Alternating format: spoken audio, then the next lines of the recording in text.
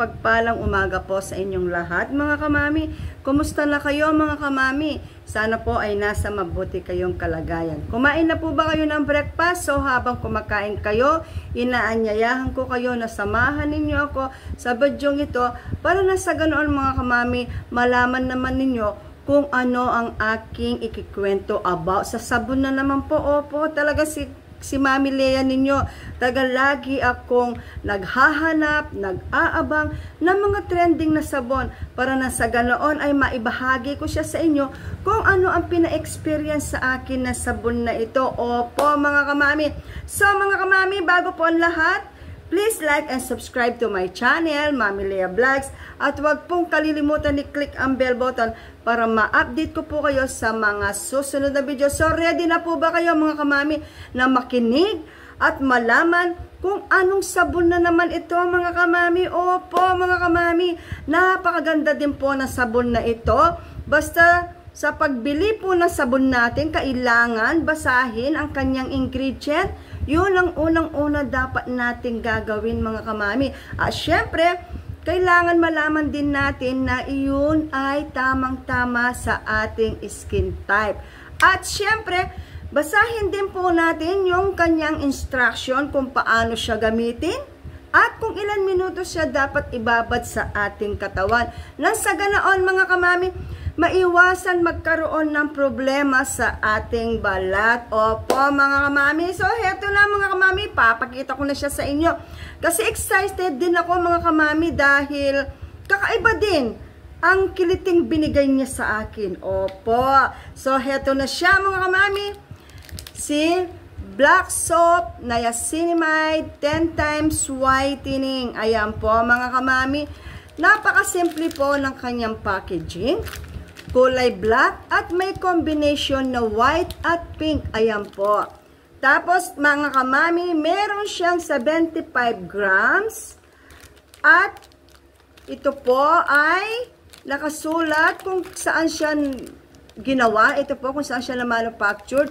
Ito pong sabon na ito ay made in the Philippines. Opo mga kamami. Tapos dito naman po, dito po, ayan, kung nakikita po ninyo, dito po nakasulat ang kanyang mga ingredients. So, nakikita ko po na konti lamang po yung kanyang mga ingredient, pero napaka-powerful, napaka-active na mga ingredient na ito dahil napaka-bilis niyang magpag-glow ng balat. Opo mga kamami.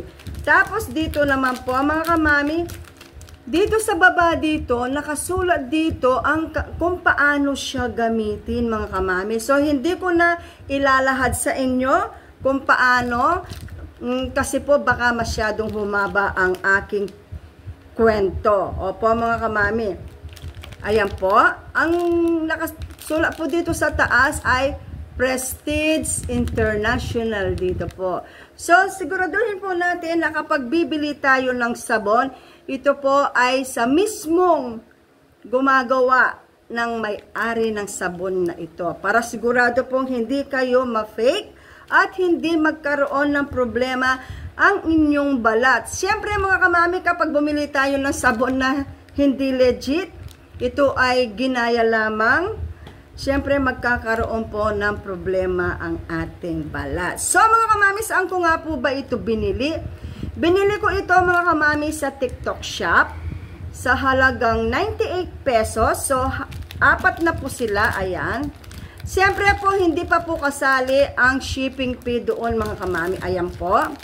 Ito po, binuksan ko na kasi ito po ay sobrang nipis na po. So, 4 po sila mga kamami. So, saan ka pa? Sa murang halaga, napaka-effective ng sabon na ito. At tapos, talagang affordable price po siya mga kamami. So, sa 97 pesos, meron ka ng 4. O, ano pa ang reklamo natin dyan mga kamami? Ito ay talagang kayang-kaya ng ating bulsa. Opo mga kamami. So, mga kamami, ganito ko siya ginagawa. Ay, ganito ko siya. Ganito ko siya ginagamit mga kamami. Mga kamami, ito yung Niacinamide Black Soap, whitening soap. Ganito ko siya ginagamit mga kamami. Ito yung natitira na lang dito sa isang binuksan ko. So, ipapakita ko siya sa inyo paano ko siya ginagamit, mga kamami.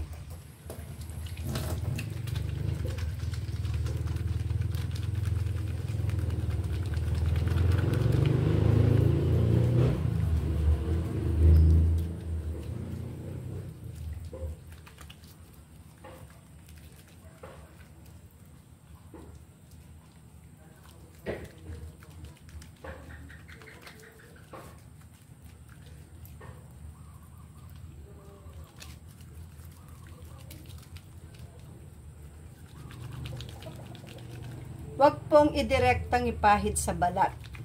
Sa kamay lamang po, sa dalawang palad. So,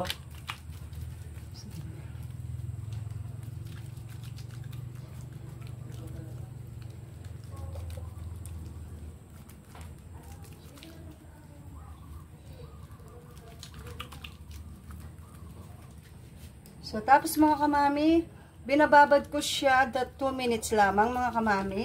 So, depende pa rin po sa inyo kung gusto nyo siyang ibabad ng 3 minutes.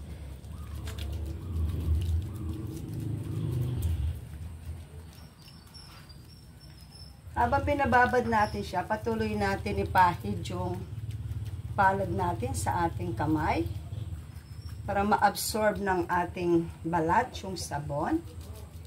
Ayan.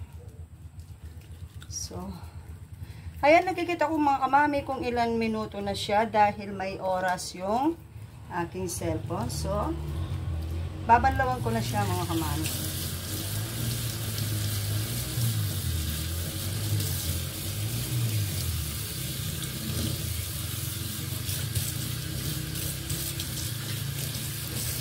So, ayan mga kamami. Ayan po. Madali siyang makapagpaputi. Ayan. Ayan po mga kamami. Ayan mga kamami, nakita ninyo kung paano ko siya ginagamit. Ako po binababad ko siya ng 2 minutes. Hindi ako nagpapasobra sa 2 minutes. Opo mga kamami.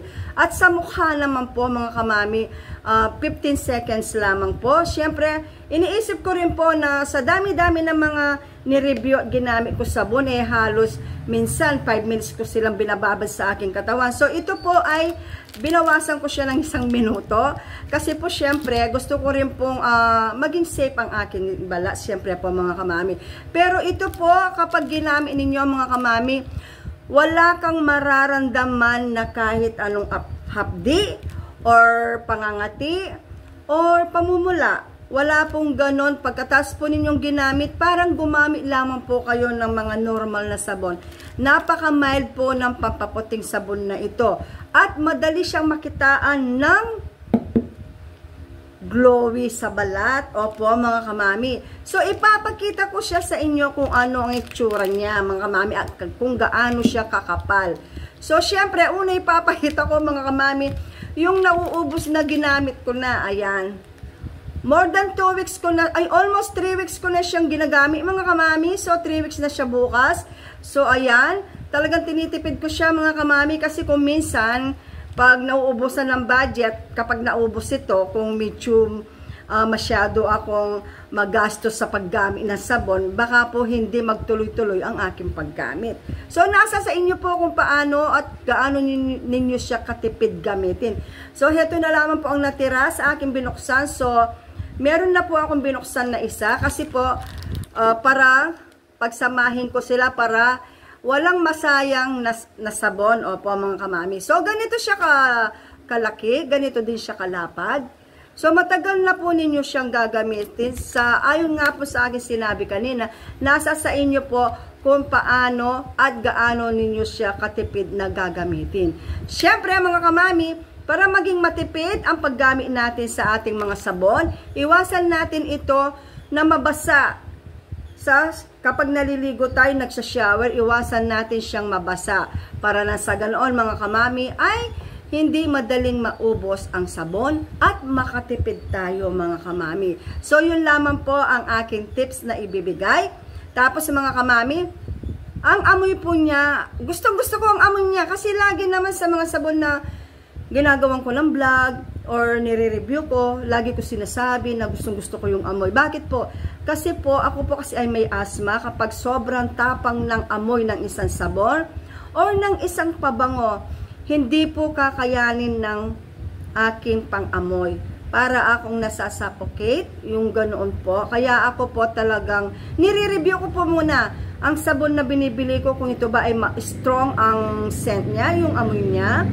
Kung ito ba ay gusto ng pang-amoy ko. Kasi po kahit maganda yung sabon, kapag sobrang tapang po mga kamami, para ako nasasuffocate. Kaya talagang pinipili ko rin po yung mga sabon na gagamitin ko. At bago ko siya ipahid sa aking mukha, sinisiguro ko po na yung amoy niya ay mild lamang. So, tapos na po akong magkwento.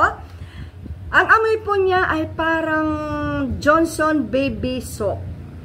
Nakaamoy na po ba kayo? O Johnson Baby Lotion? Ganun po ang amoy nito. Kaya napapatawa ako kapag inaamoy ko siya, parang amoy baby po. Opo mga kamami. So mga kamami, nagustuhan ko siya. Sa almost 3 weeks ko na siyang ginagamit. Meron na akong kakaibang nakita sa kanya, maging ang aking mga kasama, maging ang aking anak, or maging ang aking mga kakilala na sinasabi nila na patuloy na nag-glow ang aking balat. Sabi ko sa kanila, meron akong ginagamit na bagong sabon na almost 3 weeks ko na siyang ginagamit. So, syempre mga kamami, kapag meron ng naka-approach, naka-notice, kung ano ang nangyayari sa kutis mo, sa balat mo, syempre mga kamami, ibig sabihin nun, hiyang ka sa sabon na ginagamit mo. Yun ang pinakauna. Pangalawa, talagang napaka-effective niya.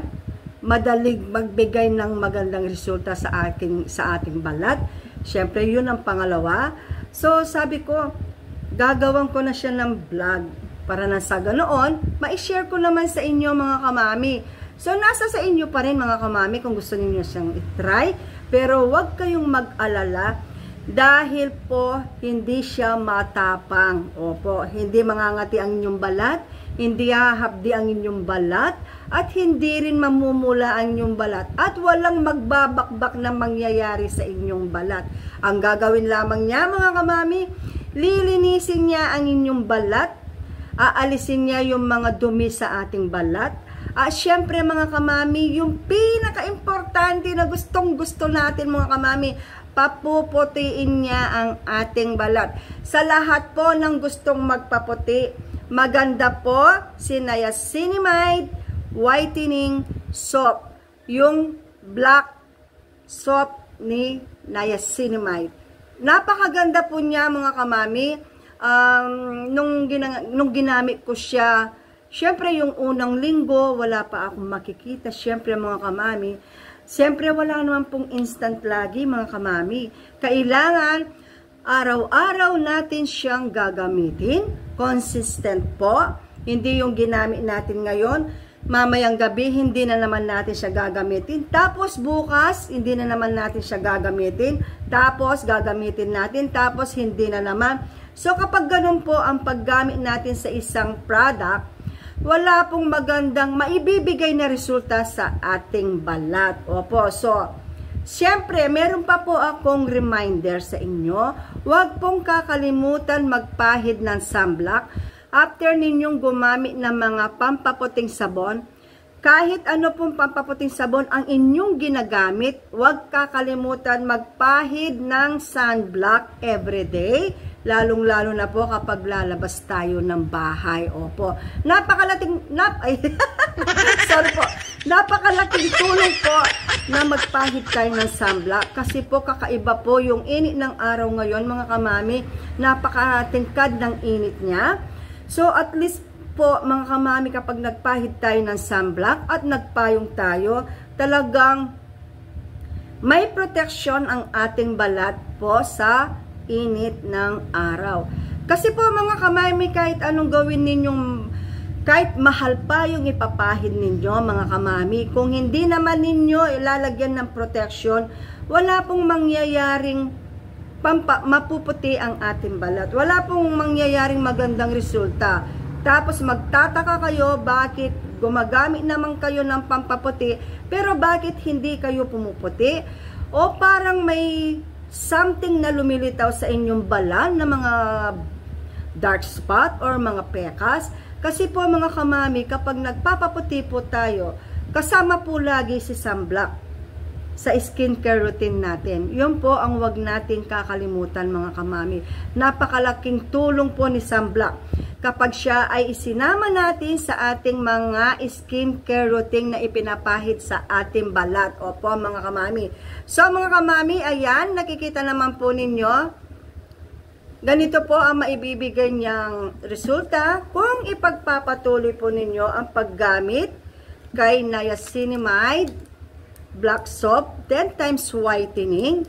Kapag po, at ito po si Prestige International, napaka ganda po ng maibibigay niyang resulta sa inyong balat. So, wag po tayong tatamarin, wag po tayong sasabihin na lang, ay bukas na lang ako magsasabon yan.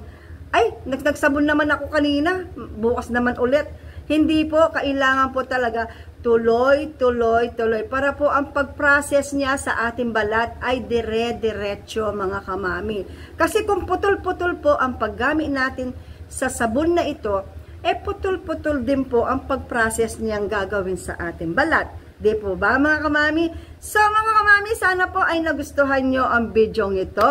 Sana po ay makatulong din sa mga gustong magpaputi at natatakot gumamit ng mga pampaputing sabon dahil baka sila ay mangati or baka ito ay magbakbak sa kanilang balat or baka ito ay magkaroon ng mga kati-kati sa balat dahil sa sobrang tapang ng sabon.